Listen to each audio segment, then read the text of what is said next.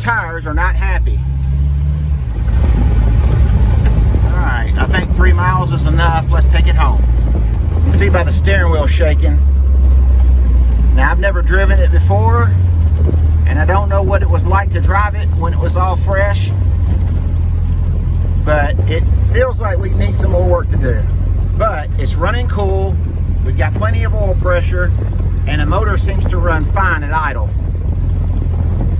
So right now, I believe all we've got going on is a little bit of tire shake and maybe a transmission vacuum line on that 700 R4. And I'm not really sure it's got one, but it had a hose pipe going down to it. So we're gonna go back and let it cool off a little bit, and then we'll get up underneath it and see what we can find.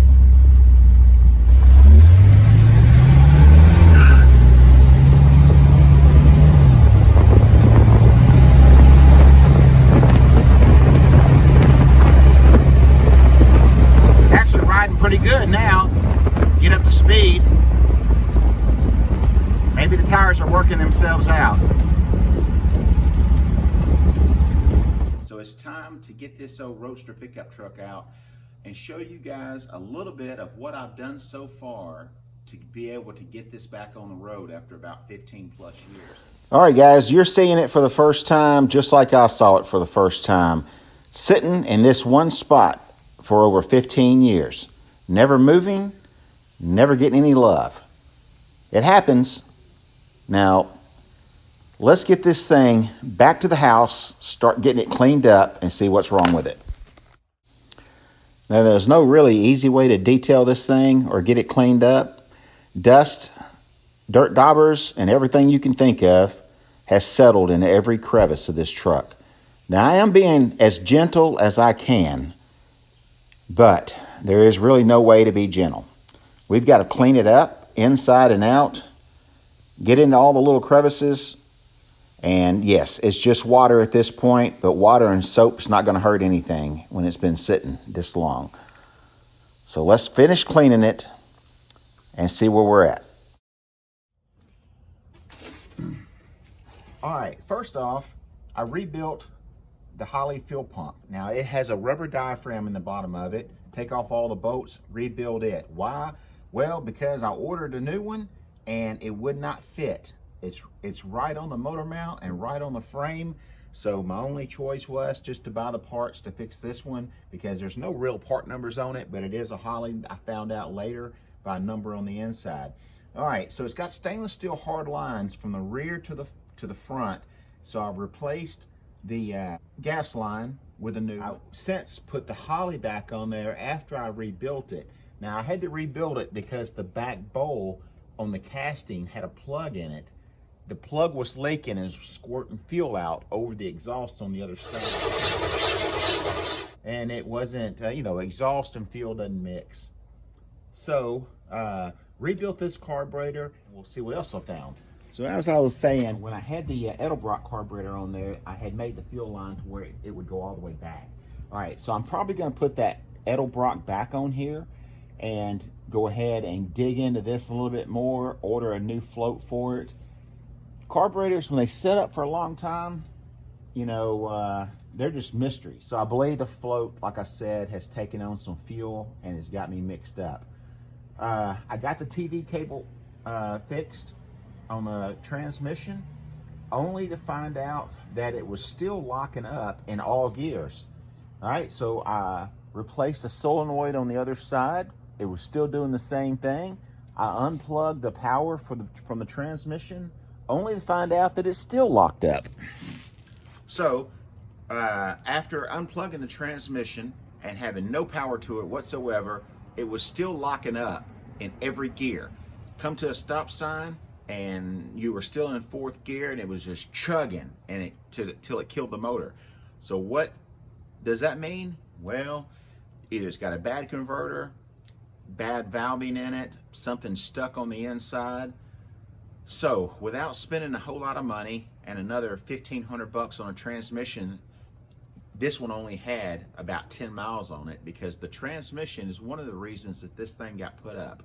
Put a new 4-speed in it, transmission, automatic 4-speed, and it was never right from the get-go. That's some good information that I got from my buddy that I bought it from.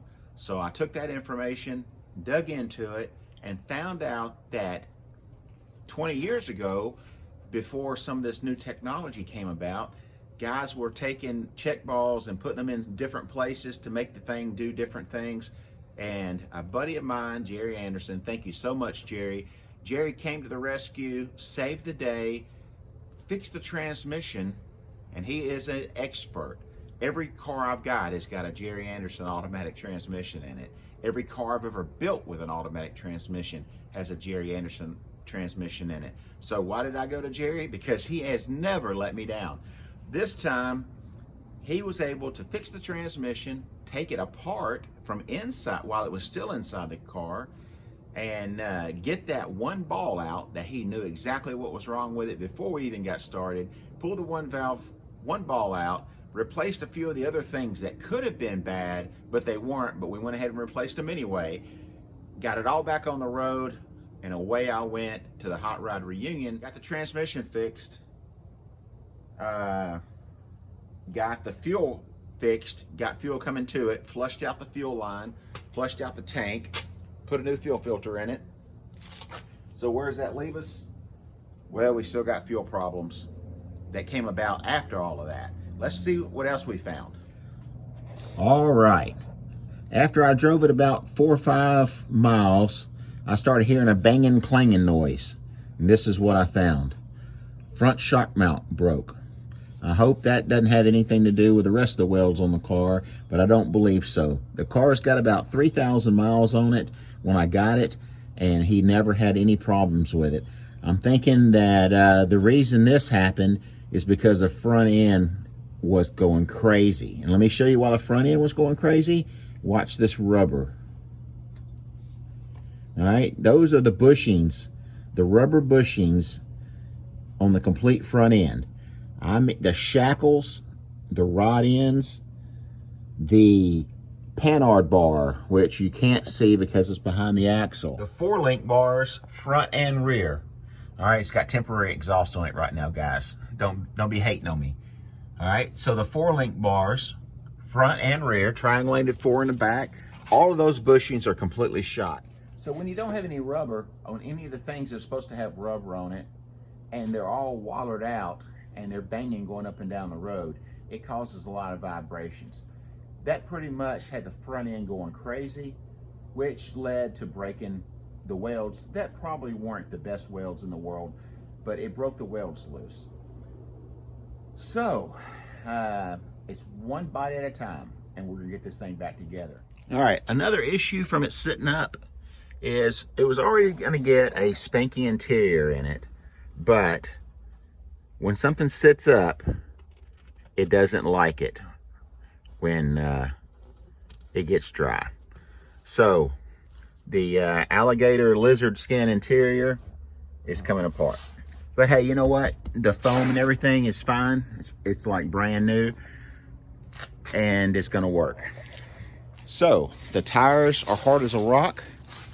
New transmission fluid, new filter, new oil, new filter, new belts, new fuel line, new fuel filter.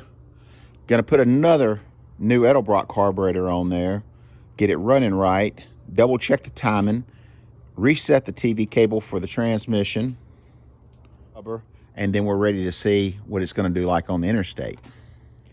But let's take a look at this now that it's clean. Really hadn't showed it to you. 3,200 miles on this truck in the last 20 years. Most of those miles were within the first month or two of the truck being built, and then it went into hibernation when they decided to put a 4-speed in it. Like I said earlier in the video, they put a 4-speed automatic and a new column, which made this truck sit.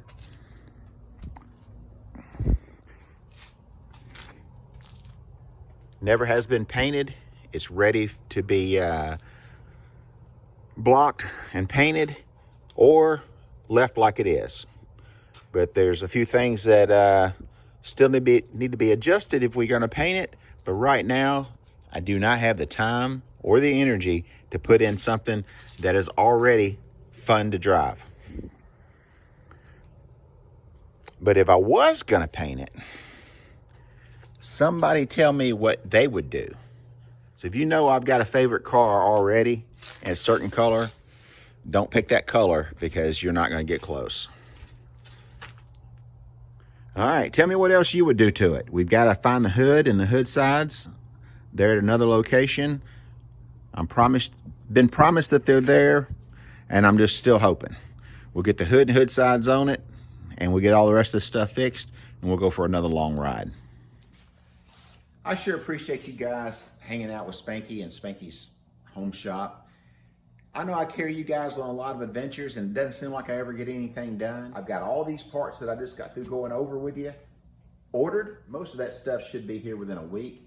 We'll throw it up on a lift and get it all knocked out. And man, it makes me tired just thinking about that list that we just went over. Hey, we're gonna knock it out. You guys don't go anywhere. Subscribe to the channel, hit that like and thumbs up button. Stick around and help me on that project and all the other cool hot rod projects that we've got going. I sure appreciate you guys stopping by. Now I got to get back out in the garage and build something. You guys do the same thing. Get on over to Spanky'sHotRods.com, grab yourself a t-shirt, help support the channel that way. Every bit of the proceeds goes back into the channel for our giveaway program, because we're always giving away t-shirts, hats, mugs, coffee cups, all that good stuff on every video. Thanks for watching. See you in the next episode. I gotta get back to work.